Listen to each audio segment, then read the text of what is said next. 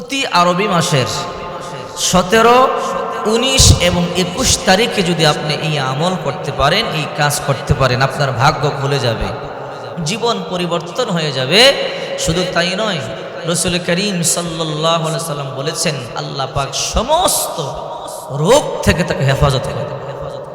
সুনানে আবু দাউদ শরীফের 4548 নম্বর হাদিস, আমি আবারও বলছি, সুনানে আবু দাউদ শরীফের 4548 নম্বর হাদিস। প্রতি আরবি মাসের 17 তারিখ, 19 তারিখ, 21 তারিখ রসুল 3টা ডেট নির্ধারণ করে দিয়েছে।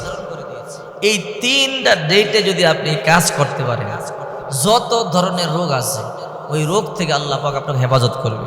আন আবি হুরায়রা রাদিয়াল্লাহু তাআলা আনহু قال قال رسول الله صلى الله عليه وسلم من احتجم ل17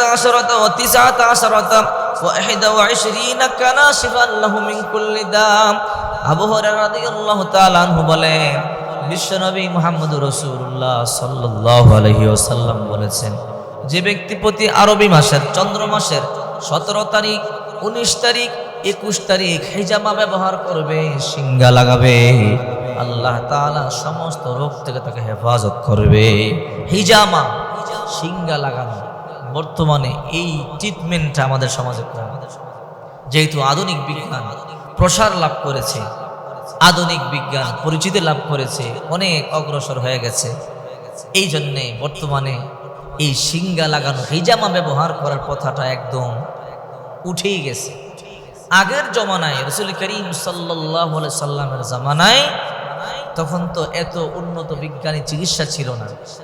তখন রাসূল সাল্লাল্লাহু আলাইহি সাল্লামের কাছে মাথা ব্যথার জন্য গেলে, গাড় ব্যথার জন্য গেলে, বিভিন্ন সমস্যার জন্য গেলে রাসূল করিম সাল্লাল্লাহু আলাইহি সাল্লাম বলতেন, তোমরা হিজামা লাগাও, সিঙ্গা ব্যবহার করো, তাহলে আল্লাহ পাক রব্বুল আলামিন তোমাকে হেফাজত করবে। ঠিকই দেখা যায়, এটা এমন কল্যাণকর একটা চিকিৎসা। যারা হিজামা ব্যবহার করে সব সময়, যারা এই ট্রিটমেন্টটা সিঙ্গা ব্যবহার করে, তারা সুস্থ থাকে।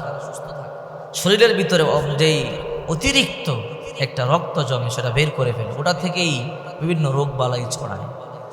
এই জন্য আবু হুরায়রা বলেন, আল্লাহ হাবিব সাল্লাল্লাহু আলাইহি ওয়াসাল্লাম বলেছেন, প্রতি মাসের 3 দিন 17, 19, 21 এই 3 দিন ধারাবাহিকভাবে যদি তুমি সিঙ্গা লাগাতে পারো, আল্লাহ তাআলা সারা বছর তোমাকে রোগ থেকে হেফাজত করবে।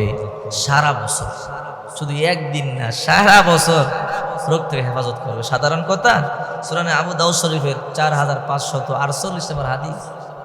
এই যে নবীজির কিছু সুন্নত আছে, এই সুন্নতগুলো আমরা অনেকে মানি না, আর অনেকে তো জানিই না, জানলে না মানবে। এই যে হিজামা ব্যবহার করা, এত বড় কল্যাণকর একটা জিনিস।